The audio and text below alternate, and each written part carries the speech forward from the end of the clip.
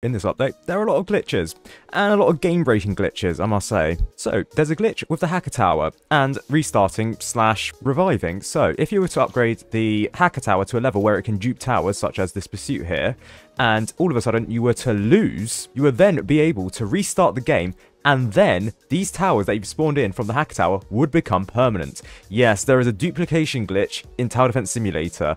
And no, this is not Minecraft, but for the first time ever, I've had to utter those words in Roblox, which, to be fair, you would kind of expect this from a Minecraft server like 2B2T, but no, we are Tower Defense Simulator, and Tower Defense Simulator, basically, we act like anarchy, let's be real. So, obviously, the possibilities with this glitch are endless. So, at the very start of the game, you could have multiple farms, meaning that you could have an essentially unlimited amount of income at the very start of the game, meaning that if you bring the Gatling gun, another OP tower that can easily, like, deal with Fallen mode early on, yeah, that's pretty good. So as you can see from this person here, you can see the mercenary bases here, they're being duped by the Hacker Tower here. There are 4 duped mercenary bases, but when you restart the game, all of a sudden, these mercenary bases have now become permanent.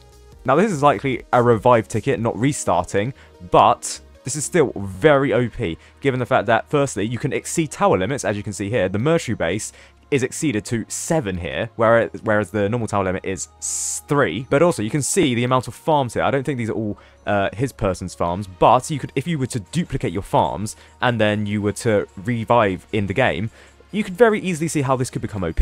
Now, this is very game-breaking because obviously it makes stuff like the Hidden Wave very easy to complete. Stuff like Hardcore Mode also very easy to beat if you just need to restart or revive yourself. I forgot if revive tickets are disabled in Hardcore Mode, but if they're not, well, go crazy with this, I guess. And given the fact that Hardcore Mode is required, actually, you can't really use Hardcore Mode to grind out the Hacker Tower because you don't have the Hacker Tower, but still, one of the quest requirements for the Fallen Hacker Tower is to beat Hardcore Mode, so it could be useful then. Or, if you have a friend who has the Hacker Tower, could be useful if you use them to grind out Hardcore Mode wins.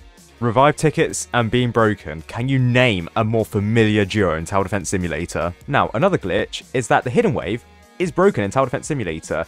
Well, I'll say broken. You can't play it, but you still get the rewards for it. So you can still activate the Hidden Wave. Here is a misconception with Tower Defense Simulator.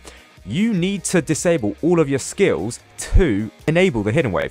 Now, you can only do this in the lobby or intermission lobby. You can't do this in the middle of a game, as you can see here. But if you use to do the Hidden Wave with other players, say I have 3 other players in my party, every single person would need to disable skills before you can even attempt the Hidden Wave. Again, it's relatively simple. You go into your settings, you go here, and you disable skills. All of your skills will then be disabled, allowing you to play the Hidden Wave, so long everyone else in your party also has disabled it. I have to say this quite assertively, because a lot of people are reporting the fact that the Hidden Wave is broken because they can't say the numbers and activate it.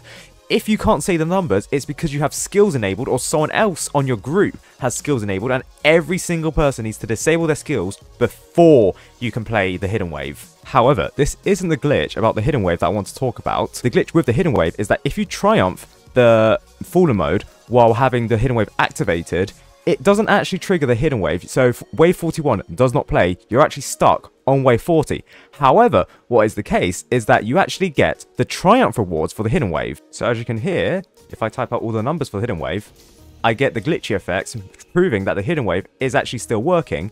However, what happens is that when you triumph the game, Fallen mode, and the Fallen King dies, it doesn't activate the proper Hidden Wave, meaning that you can actually technically triumph the Hidden Wave on any map, so long it's beatable with Fallen mode. Now, here's a thing that I probably shouldn't be telling you guys, but I'm going to tell you anyways. Insane maps have a higher triumph reward for the Hidden Wave compared to very easy maps, such as Honey Valley. In fact, Honey Valley is the only very easy map, whereas for easy maps, they have a 75 gems, normal maps have 100 gems, hard have 125 gems, and Insane gives out 150 gems on Triumph. Meaning that if you were very smart about this, say you were to beat the Fallen mode, regular Fallen mode, on lay-by, while having the Hidden Wave activated, saying 121 and 1009, while getting your base health down to 1, and triggering the Hidden Wave through conventional means, you would get a boosted reward rate, and you wouldn't need to beat the Hidden Wave because the Hidden Wave is glitched, meaning that you can't even complete it, so you get a free win. You can still get the Triumph rewards, so you still get 150 gems, which in fact could be further boosted if you were to do, say, a map with all pass modifier, which boosts rewards by 10%. So, for example, the Hidden Wave on Mason Arch. Obviously, that relies upon you beating it in regular Fallen mode, but given the fact that every single map I believe, in Tower Defense Simulator can be beaten in regular Fallen mode. The slight difficulty is getting all the health down to 1, but if you manage to do that, 165 gems. And you don't even need to beat the Hidden Wave. And I do believe you get the Hidden Wave badge. Now, obviously, you don't get the Triumphant Hacker skin. The Triumphant Hacker skin is only for those who beat the Hidden Wave back in 2024. For the first 50 people to do it, I was the second person, technically, in the server list, but I was part of the first team. You can't get this anymore. Just to clarify this again, you cannot get this anymore. This Hidden Wave glitch does not affect the amount of people who have the Triumphant skin. It doesn't affect your chances of getting the Triumphant skin, because the chance of getting your Triumphant skin was all the way back in 2024. And yes, you could argue that it was time zone based, or there was an issue with restarting or glitches in the Hidden Wave. We experienced those glitches. We powered through that. We got the skin. A year later, but still. Now, another issue is that the Hacker Tower does not have any animations as a tower pet. This is the default skin, this is the Fallen skin, but also the Triumphant skin. Now, this is actually an issue with new build towers in Tower Defense Simulator, in that they don't have animations. This also includes the likes of the Biologist Tower. If you equip that as a tower pet, that doesn't have any animations, as you can see here. It has the idle animations, but it doesn't have a walking animation such as the DJ booth or the Trapper. Now, it's because of the new rigs that these towers are based upon. These old rigs for the old towers, that's what the game supports. The game doesn't support the new rigs that the new towers are based upon, which means that it's likely that the Hacker Tower has partial debuff and partial stun as part of its immunity set, even though it's not meant to have it. Now, I already mentioned this, but there was an issue which displays the coins instead of gems when you try and buy the Hacker Tower. It is gems. It has always been gems. If you see coins, it is a glitch. It's just a visual glitch. You still spend gems for it. However, for some players, it actually shows up gems rather than coins. I think it's because they're on mobile. Mobile players, they see the gems icon rather than the coins icon. The developers have also said that they pushed out a hoc fix to fix the incorrect currency being displayed for towers, and Hacker Tower's description is now updated. Mentin saw that it wasn't the case, and some people were still seeing coins in updated servers, which you can see because the Hacker Tower description was also updated for them. Furthermore, there's an issue in hardcore mode when you come to use the Hacker Tower. The Hacker Tower in hardcore mode doesn't actually hack, quote, enemies in hardcore mode.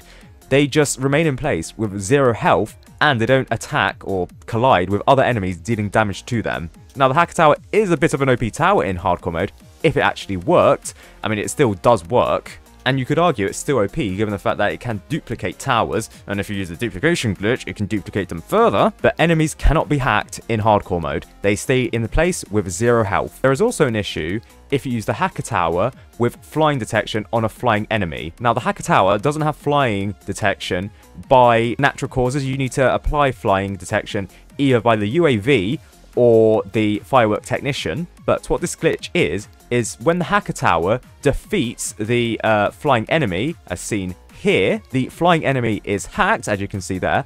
But if another enemy were to spawn in, say the Boomer, for example, and the flying enemy were to attack it, damage rate would rapidly decrease. As you can see there, we defeated the Boomer very, very quickly. Now, just to do this for more powerful enemies, such as the Gravedigger, which is a boss, and set this to 1, you will notice that the DPS for the Balloon Boy, it rapidly decreases the Gravedigger down to about 10,000 in about a few seconds. So you're looking at about 10,000 DPS per flying enemy hacked. Now, obviously, you need a game mode with flying enemies, so I believe Fallen mode still has a flying enemy in the Fallen Separate, I think. Pizza Party has a flying enemy in the Balloon Boy, and hardcore mode, well, if it has multiple flying enemies, the lead balloon and the regular balloon, but I mean, it's broken, so it doesn't really count.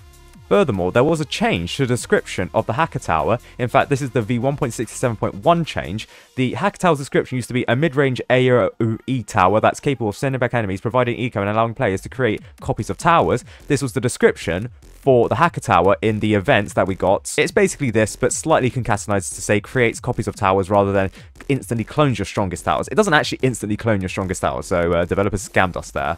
However, the description has now changed to attack multiple enemies with synapses, siphon cache, and clone towers/enemies. This feels illegal. Now, it doesn't actually clone enemies, it just hacks them and turns them back on itself, similar to like a hypno shroom. But the clone towers part, yes, that's actually illegal. And does it feel illegal?